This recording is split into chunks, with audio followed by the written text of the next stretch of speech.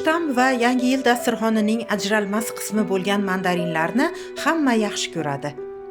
Aytish mumkinki, Yangi yil bayramini mandarinsiz tasavvur qilish qiyin. U asosan immunitetni kuchaytirish va teri salomatligini qo'llab-quvvatlashda foydalidir. Xo'sh, bu mevaning qanday foydali tomonlari bor? Zararlari-chi? Bu haqda hozir bilib olasiz. Mandarin tarkibida fosfor ko'p bo'lganligi sababli uni yegan bolalarning aql sakovati mustahkamlanadi. Mandarin isitma va yo'talga qarshi tabiiy vosita hisoblanadi. Shuningdek, yallig'lanishga qarshi va siydik haydovchidir. Agarda sizni uyqusizlik muammosi qiynasa, uxlashdan oldin albatta mandarin iste'mol qiling. Uning tarkibida juda ko'p magniy mavjud bo'lib, sizni tinchlantiradi. Mandarin mushaklar faoliyatiga ijobiy ta'sir ko'rsatadi. Ovqat hazm qilish tizimini yaxshilaydi. Asab tizimiga ijobiy ta'sir qiladi. Organizmni suv bilan ta'minlaydi. Mandarinda yaralarni davolash xususiyati bor. Terining rangini tiniqlashtiradi. Jigarda yog'lar to'planishining oldini oladi. Qonda xolesterin ko'payishi bilan kurashadi. Kaloriya miqdori past va ochlikni yo'qotishga yordam beradi. Vitamin C va minerallarga boy. Gepatit bilan og'rigan bemorlarda jigar saratoni rivojlanish xavfini kamaytiradi. Sovuq mavsumiy kasalliklarga qarshi immunitetni mustahkamlash uchun xizmat qiladi. Shu sabab asosan kuzning oxiri va qish faslida iste'mol qilinadi. Mandarin yurak va jigarni mustahkamlash uchun foydalidir.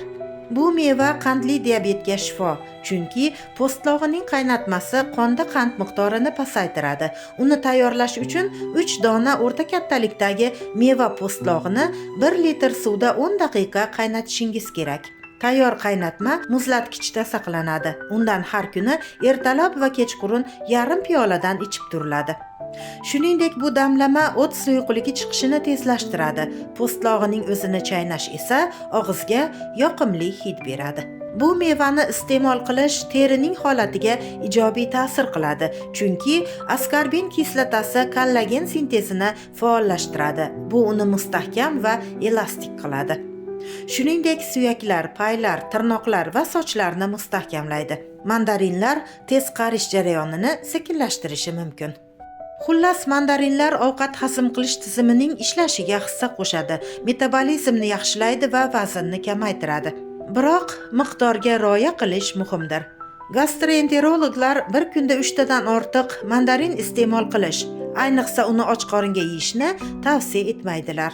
Chunki sharbat kislotalari ichak va oshqozon shilliq qavatiga zarar yetkazishi, oshqozon kasalliklarini kuchaytirib, hatto oshqozon yarasiga olib kelishi mumkin.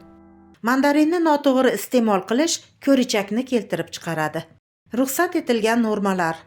Yosh bolalarda allergik reaksiyalarni, ayniqsa laringitni qo'zg'aydi. Shuning uchun 3 yoshgacha bo'lgan bolalarga tavsiya etilmaydi. Istisno tariqasida 2-3 tilim kifoya. 3 yoshdan boshlab yarimta, maktab o'quvchilari kuniga bitta va kattalar uchun kuniga 2-3 dona mandarin yetarli bo'ladi.